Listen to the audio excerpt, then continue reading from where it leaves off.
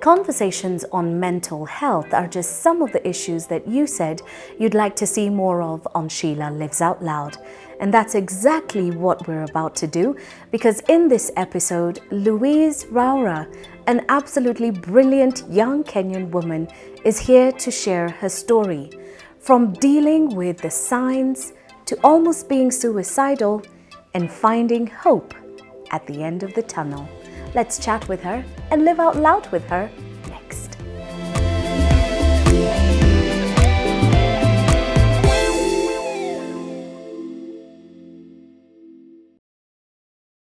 Hello and welcome to Sheila Lives Out Loud. Hey, how you doing? Thank you so much for finding this channel. My name is Sheila Mwanyega. Please click subscribe and hit notifications. We upload every Monday and we'd like you to be a part of the conversations. Don't forget to drop us a comment after this show and at the bottom of this page, and share this conversation if it means something to you or you know somebody who needs to watch it.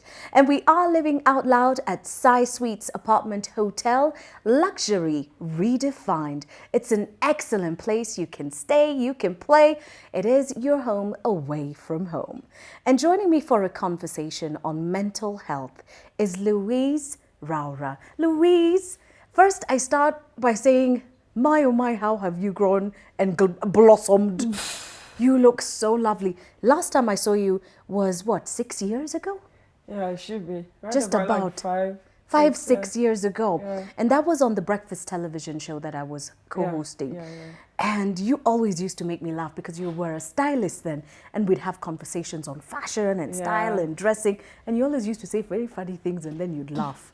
I've never forgotten your laughter. Do you still laugh like that? Yeah, it's still there. It's still there. Well, I hope at some point during this conversation we're going to laugh again. But in having this conversation about mental health, you know, if we're not talking about how we're doing on the inside, then we're also enabling the stigmatization of mental health issues. And we're also making it hard for people to actually fess up to the table and say, we really are struggling and we really are having a problem. And when I think about you and the life and bubbliness, when I got your email and you said, you know, for the past couple of years, this has been the case, I couldn't see it because that wasn't Louise that I knew from then. Yeah. So let's talk about your journey. So 3 years ago, I realized I started having some panic attacks, which I later found out were panic attacks. I didn't really know what was going on. What were you feeling? What I was feeling is like came? Sometimes I'd wake up, even immediately after waking up, or even like when I receive a phone call or something would happen, I'd feel some shortness of breath.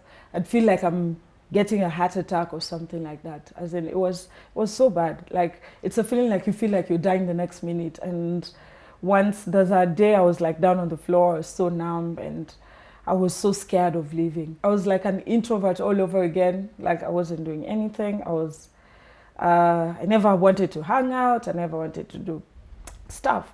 So 2 of my very, very closest friends I'm actually very grateful for are the ones who called a therapist. They're like, okay, we have a friend. She was always like this, but right now we're noticing things are a little bit different. They told me, you know, we think you need to see a therapist because this and that. But then I was so kichwangumu. I was like, yeah, you know what? As in, I don't really feel like I need this.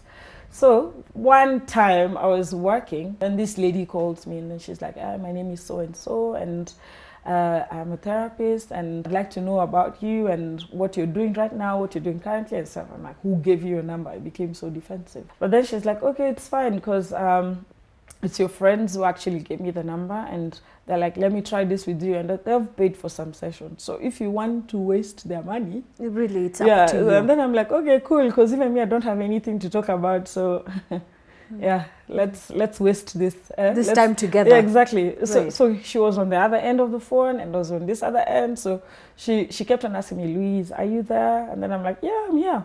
What are you doing? Yeah, I'm just trying to fix something. Yeah, I was going on with my own everything in the house. I was just trying to fix myself a meal and stuff like that. But then she's like, you know what? I'll keep on calling you until you decide you want to talk. And then I'm like, okay, what's there to talk about? Okay, I sat down and then she was like, okay, let's start with how was your day today? What's happening and stuff. So to cut the long story short, eventually I started Opening up, and yeah, she was like, progress, but we'll see how this goes. Yeah. So she became like a friend, because I was working then in another town and she's in Nairobi. At some point she insisted. She's like, Louise, I think you need to come to Nairobi so that we could just have a session with you. Okay, she recommended a psychiatrist to me. And she's like, whatever you're going through, I have a feeling, okay, there's some things that can be taken care of, like just with therapy. But then she's like, I have a feeling maybe it's sort of psychiatric. Yeah, it could be a little more complex. I was first diagnosed with like an anxiety disorder, and at the same time clinical depression. By that point, I had lost a lot of weight. I was like 40 kgs. Oh dear, and I you were wasn't already so eating. tiny to begin with. Exactly. Yeah. I was like 42 kgs or something, and I wasn't eating. All I used to do was booze. Like I used to drink a lot.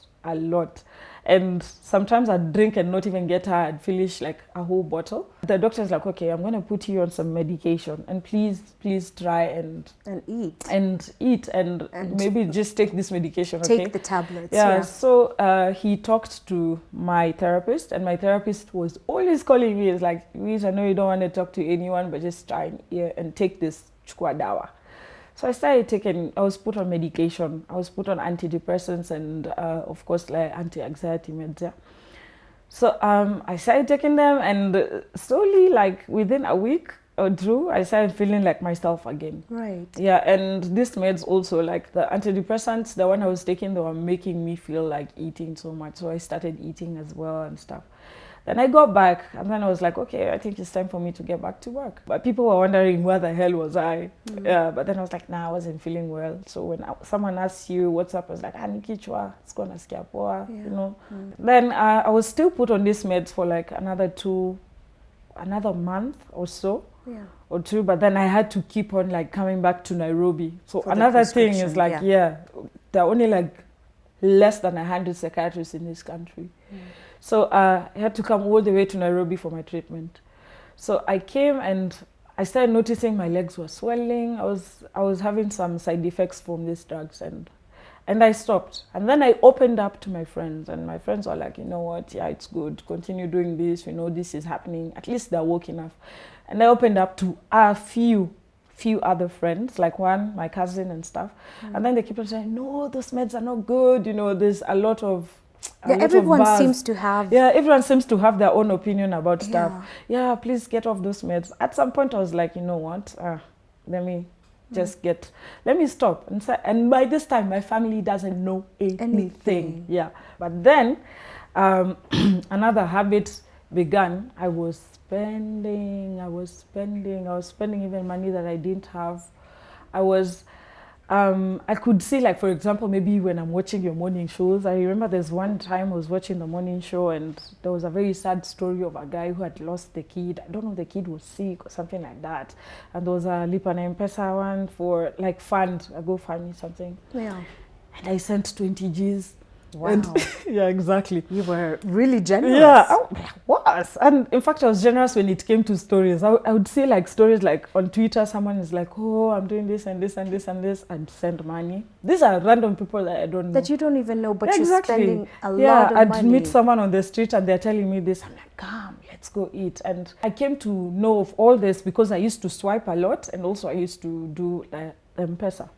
So the day it came to me is like, there's a day I bought pizza for like 10 people. So you were basically in that moment trying to show the world this amazing person that you are, whose issues are not money. Yeah, my issues are not money. Shida sio pesa. Someone is talking to you like, oh, Jewy, you know. But you know, just listening to you, I'm thinking these were really big markers that had you been paying attention, you'd have known that something is really not going right. In as much as you were on medications, in as much as you were seeing the therapist, something was still escalating on another level. Exactly. And you missed those warning signs. And maybe you were supposed to miss them. You know, the way this life unfolds, sometimes I think of it as life, what is meant to be, it will be. It will happen, it will happen. And so I'm thinking, when did you know When did you hit rock bottom? When did you know? When I hit rock bottom is when, as in, I was there's a day I was suicidal. I was so ready to die. I was so ready to die. I was like, this is it. I was ready to, like, even to jump off. I had drunk like for 48 hours. I didn't sleep, and then by that time you're just feeling like you're hopeless. You don't want anything to do with anything and stuff. And I was like, this is it. And there I was, like, just on top of a building. Like, oh my good Lord. Yeah, you actually went up a building. Yeah, actually we're not going to talk about which building. Yeah, exactly. I went up a building, and the person who actually helped me is a janitor.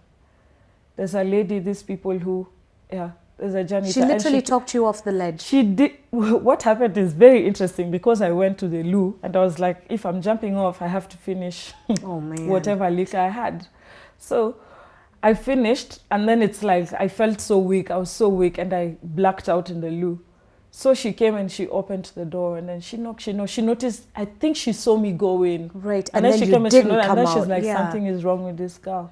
So, and when I was walking out, I was like, no, I need to do this. I need to go there. I need to what? Then she's looking at me. She's like, she doesn't look like she's okay. And I was smelling. Oh, the alcohol. Yeah.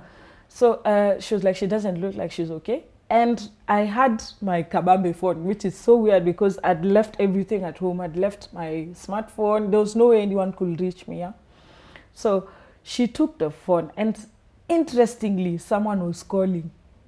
Yeah, someone was calling. And then she said, do you know the owner of this phone? I was like, yeah, I know her. She's a friend. Yeah, she's a friend. What's up? She's like, she's in this place and she's not in a good state. And I fought her. I tried fighting. I was like, can I continue with my mission here? But then she held me, and then she's like, kaa hapa nakuletea maji. And she took my phone away, and she kept on talking to this other lady the whole time. Right. And then after that, the lady's like, I'm coming to where you are. She got so scared, and then she's like, I'm coming to where you are right now. And they came. I can't remember all these things. And they came and they took an Uber because she was trying to figure out now where do we go and stuff. And that's when even my family knew shit. Yeah, like things are really bad. Something's really wrong. So with were this you girl. hospitalized? Yeah, I was hospitalized for a few days. I was like on suicide watch and stuff. But then now my therapist, of course, used to come like every day, and she's the one who now recommended a new doctor to me. Now, when I was introduced to this new doctor, as in, they had to do a full diagnosis of everything, and then that's when I was diagnosed with bipolar disorder, and of course I had still the anxiety disorder as well. Looking at your own journey, because walking back, it's a daily walk. It's you know that this is something you have to watch out for every single day. How has that been? It's been rough, man. The diagnosis is it. It looks like it's some form of relief. At least you know what's actually eating you up or what's But the worst part is living it, because right now you're living with it's a chronic illness, Yes. So you have to live with it for the rest of your life. So you just have to know how to manage this. And at least by then I had some sort of like insurance and stuff. But unfortunately, I lost my job then. And most of the people like, who could even hire such a person? And a month later, I started having episodes. That's when like most of my symptoms actually started manifesting to the worst. And I was hospitalized that year, like I think thrice or something. 3 times in the same year. Yeah, right. 3 times the same year. And sometimes you're in hospital for even a whole month, like you're there, because the first few days you don't know yourself. Like the drugs knock you down. And medication for mental illness, it's not like a malaria tab you're going to get dawa and then 2 days later people are now the fever has gone down or something like that, you know. It's not like an instant thing. It it's takes for the like mind a to week. just It will take a itself, week for you to know itself, exactly if this is happening or this is not happening. I was put on like a lot of medication. I was taking antipsychotics, I was taking mood stabilizers, I was taking antidepressants also, because they had to fade from my system and you can't stop them immediately. Right. And you also have to take drugs to counter the side effects. By then I was really small. Then a month or two later, I couldn't even fit into my clothes. I couldn't fit because into again, anything. it's a lot of these are steroids too. A lot of them Yeah. are hormonal, and of course that plays on your body Yeah, too. it plays on your body, and you put on a lot of weight, like when you're taking the medication. So I could see myself in the mirror and cry, because I came from this person who was all dolled up, you know. Right. I used to be remember also, you were extremely slender. Exactly. I mean, we'd sit for conversations on style, and I'd think, I think she's judging me. Yeah, no. I'd have moments, but I'm just saying, Yeah. that was then. I didn't really know much about, you know, what was going on with you then. Yeah, exactly. But I am sitting here with you, and I just first of all want you to know that you are stunning. You're absolutely beautiful. When you look at yourself in the mirror forever and ever, just know that there's one person who looks at you and thinks, oh, Emma G, stunning young lady. Thank you. Yeah. So moving beyond that, how did you get to this point of How I freedom? got to this point, because really that's what it is. How I got to this point is this: the treatment for mental illnesses is a combination of, like, there's a doctor bit. Taking the medication is not just enough. You have to go through therapy. Like, I was taking some sessions for psychotherapy, but I was having like my therapy sessions like religiously, and that's the thing that's actually pulled me up, like from whatever I was, like from this deep, like who I was. Yeah, that's the thing that actually gives you confidence, and you get back again, and you get back on your 2 feet. Many people just think it's just taking the meds and that's it. That's not really it. No. So the therapy is the one that actually helped me through my confidence and getting back again, seeing myself as Louise again, because I used to look at myself in the mirror and never used to see myself anymore. I was like, she's gone, she's lost somewhere there. No, Louise is never going to be gone. Yeah. And that takes me back to a conversation that I had with Professor Ocharo. He's an excellent lecturer at the University of Nairobi, and we were talking about addictions and the brain pathways and the things that happen to people psychologically, and why, you know, shaking off certain things, behaviors, or, you know, lifestyles become very difficult. And part of our conversation also settled on mental health, and knowing that in the treatment or in the management of addictions, it's not about a medication.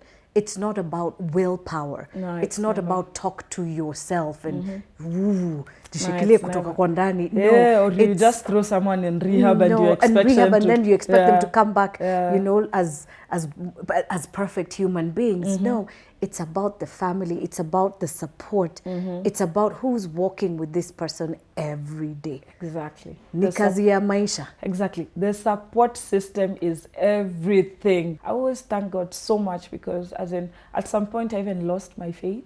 But then I always thank God that I'm alive every day. It's just like a step, a day at a time. But the thing I thank God the most is my support system. Is that I never knew my family would come through in this way.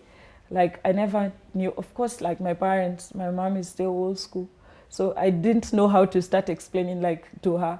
You know, the doctors had to sit down with her and say, what is this illness? So even my closest friends have been really, really supportive. When it comes to the medication, it's so damn expensive. If you don't have anything, it's Madari. And we all know what Madari is right now, and the stigma. It's even stigmatizing to the people who are actually going through this themselves. I had some few friends who came through, like, in a very, very tremendous way. Also had some friends from my church who learned about it, and then they're like, oh my goodness, as in, we didn't know this is actually what you're going through. This is where you disappeared to and stuff. So you go to hospital and your bill is something else, and you're like, and you're off insurance right now. I'm actually off insurance right now. And also that's also another struggle, because when you're shopping for insurance and they find out you have a pre-existing condition, it's something else, you have to wait for another year. And of course you need medication for your day-to-day life. Exactly. You need therapy, which is also very expensive. That's how you see many people end up giving up. They are like walking naked on the streets. Most of them could have been saved. Louise, thank you so much for making the time to open up about what you've been through, because it's not easy to speak publicly about mental health. And if there's one thing I hate hearing, is people walking around saying, oh God, I'm so depressed. I know. Please don't use that word when you don't know what it means.